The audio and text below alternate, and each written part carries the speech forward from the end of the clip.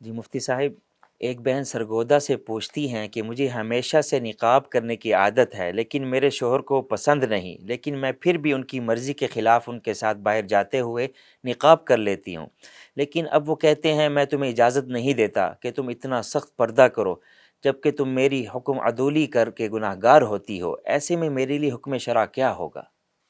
بسم اللہ الرحمن الرحیم۔ دیکھیں، کچھ چیزیں ایسی ہیں جن کا تعلق حقوق اللہ سے ہے، کچھ چیزیں ایسی ہیں جن کا تعلق حقوق العباد کے ساتھ ہے۔ خاتون ہو یا مرد ہو، جہاں پر اللہ کا حق ہے تو سب سے پہلے اللہ کا حق ہی ادا کیا جائے گا۔ کچھ ایسی صورتیں ہیں کہ جہاں پر بندے کا حق اللہ تعالیٰ کے حق پر مقدم ہوتا ہے، بہرحال وہ ایک علیحدہ بحث ہے۔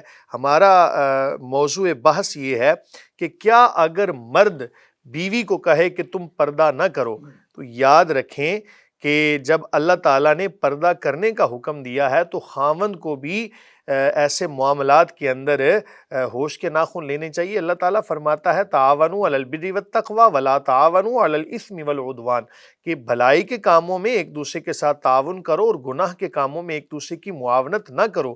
تو خاوند کو چاہیے کہ اپنی بیوی کو پردہ کرنے سے بالکل منع نہ کرے۔ بہرحال بیوی پر یہ جائز نہیں ہے کہ اپنے خاوند کی فرما برداری کے اندر اپنے جناب پردے کو ہی اتار دے اور بے پردگی کا مظاہرہ کرے۔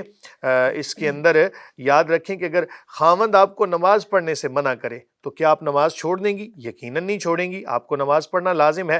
خاوند اگر روزہ رکھنے سے، فرض روزہ رکھنے سے منع کرے تو بیوی کے لیے جائز نہیں کہ روزہ چھوڑ دے۔ اسی طرح حج فرض ہے تو فرض یاد رکھیں، فرائض کی ادائیگی کے لیے اگر خاوند منع بھی کرے تب بھی یہ کرنا لازم ہوگا۔ اسی طرح پردہ کرنا اس کے اوپر فرض ہے، اور اگر خاوند کہے جی پردہ نہ کرو تو ایسے حالات کے اندر خاوند کی فرما برداری جائز نہیں ہے، آپ کو بہرحال شرعی پردہ کرنا لازم ہوگا۔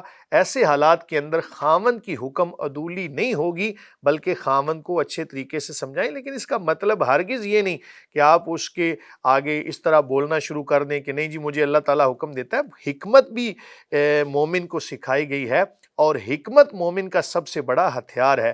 جیسا کہ بہت ساری باتیں ایسی ہوتی ہیں کہ جائز ہونے کے باوجود ان کو احسن طریقے سے ہی ادا کیا جاتا ہے، اور اسی میں عافیت ہے۔